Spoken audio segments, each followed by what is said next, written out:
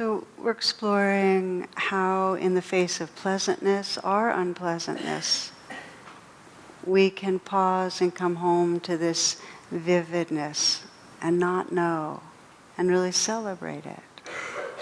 I'd like to take a third and final place of paying attention, and that is to possibility. That in addition to what we say is here and now, this breath, this sensation, this sound, this feeling, there's also this unmanifest, it's like the fertile void, this potential that's right here in every moment.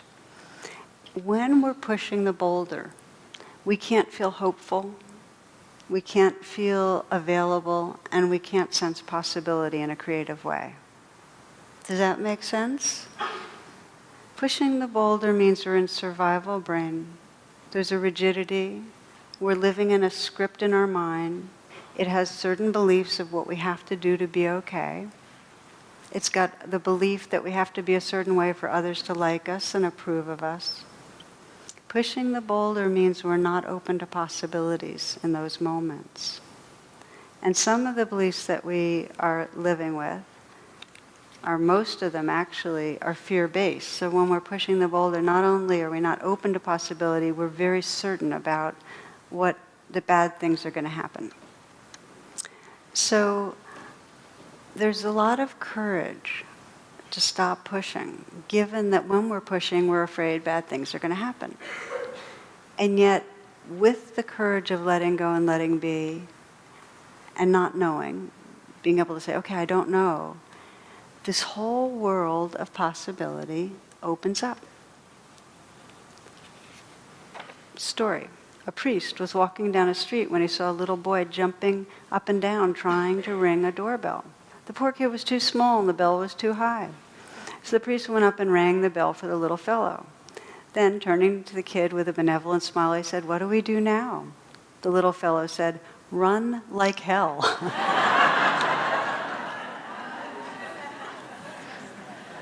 We don't know what's going to happen. We don't know.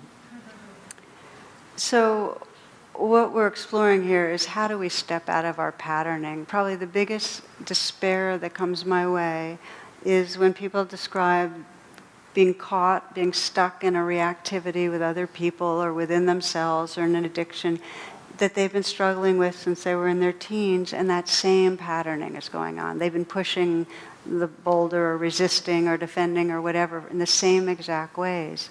And there's that despair of I'll never change.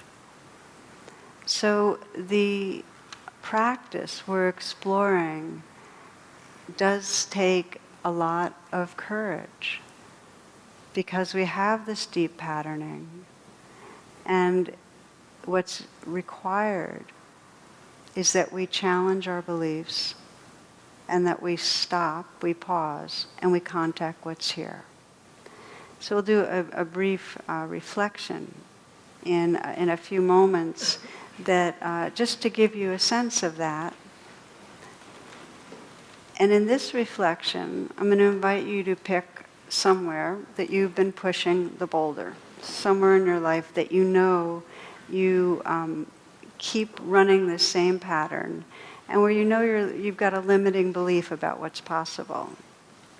So it might be that you're pushing hard to get things done so that you can feel that you're worthwhile, or you're pushing hard, or resisting because you're afraid you're going to be rejected or not approved of for something. It may be that in some way you're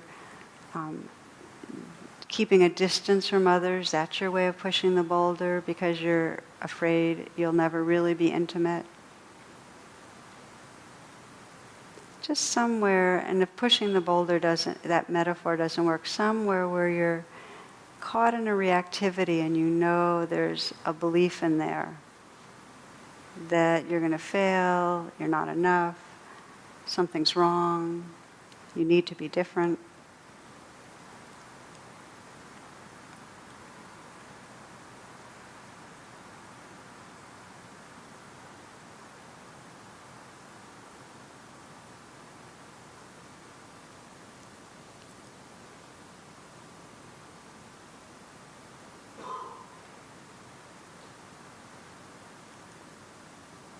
And take a moment to sense what it's like to live inside the belief, whatever limiting belief you can tell that is operating in there.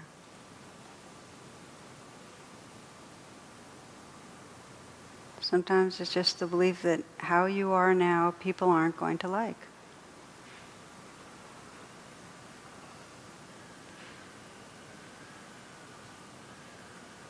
Maybe it's the belief that something bad's around the corner.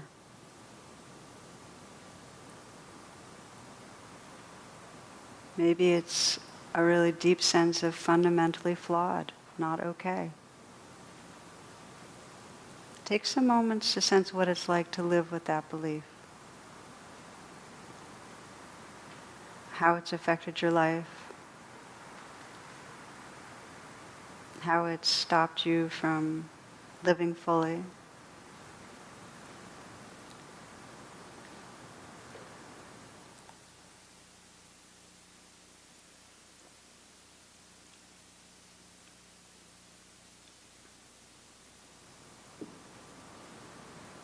And as I described before with the breath, just see if you can just use the breath to feel how the belief is living inside you with curiosity. If it's a belief of I'll always fail, just to breathe in and sense what's it feel like to believe that.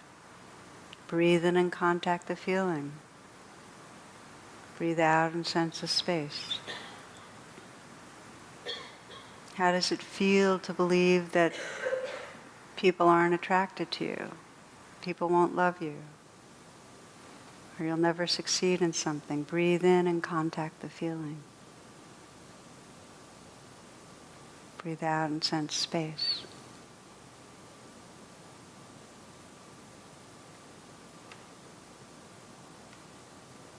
So you're bringing mindfulness to a place where you're stuck.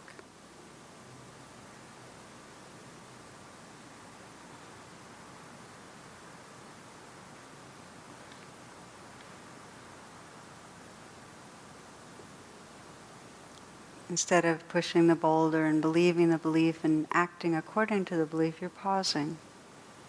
You're investigating. You're breathing with it. Breathing with the experience in your body.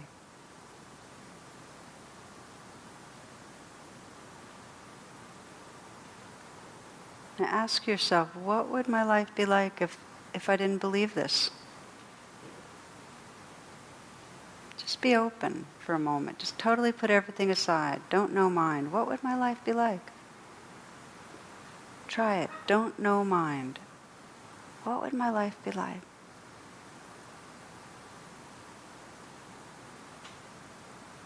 You might just get a felt sense.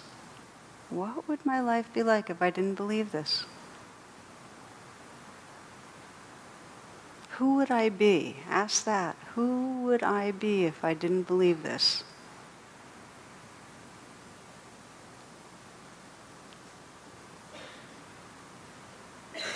Who would I be if I stopped pushing the boulder?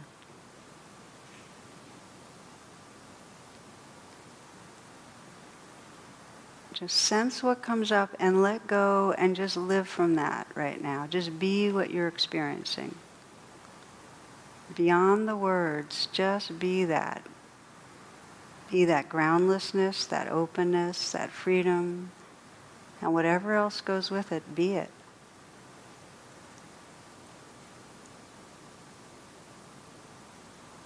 Be willing to not know, but to inhabit your experience.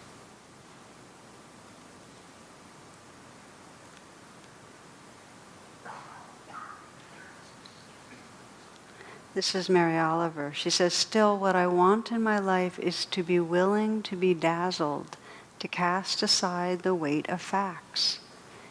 And maybe even to float a little above this difficult world, I want to believe I am looking into the white fire of a great mystery. I want to believe that the imperfections are nothing, that the light is everything, that it is more than the sum of each flawed blossom and fading, and I do.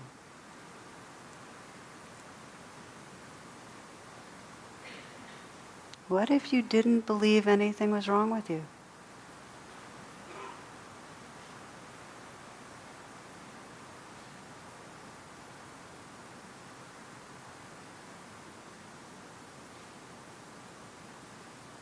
who would you be?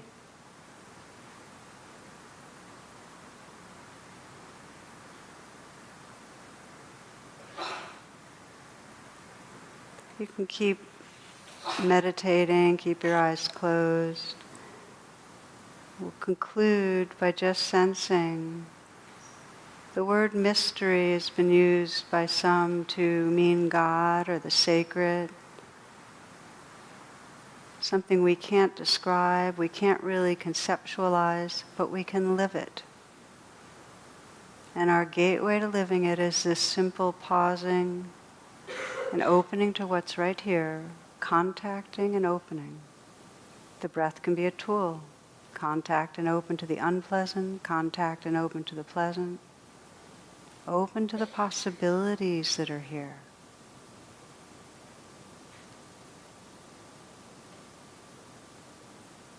Einstein says when we connect with that mystery, that sacredness, these lives become the instruments through which the soul plays music. When you open into the mystery and rest in the mystery, then there's a natural responsiveness when you see suffering, to care and to help. When you see beauty, to celebrate.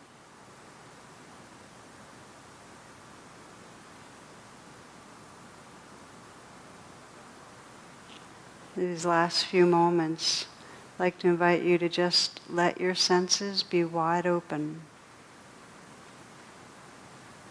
Letting go of thoughts of any kind and just listening to the sounds, letting them wash through you.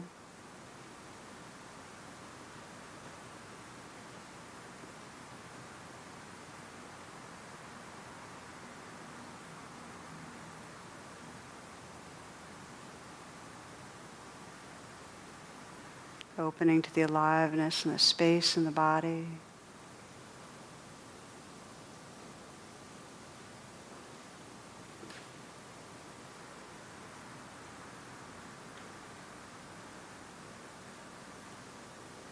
And then letting go into this changing flow, this living mystery that's right here.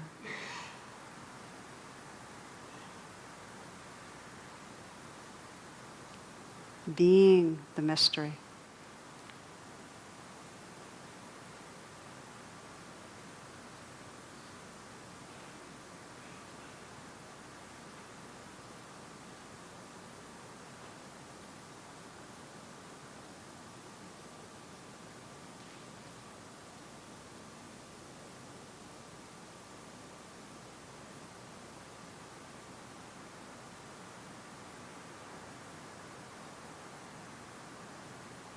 I want to believe that the imperfections are nothing, that the light is everything, that it is more than the sum of each flawed blossom and fading, and I do.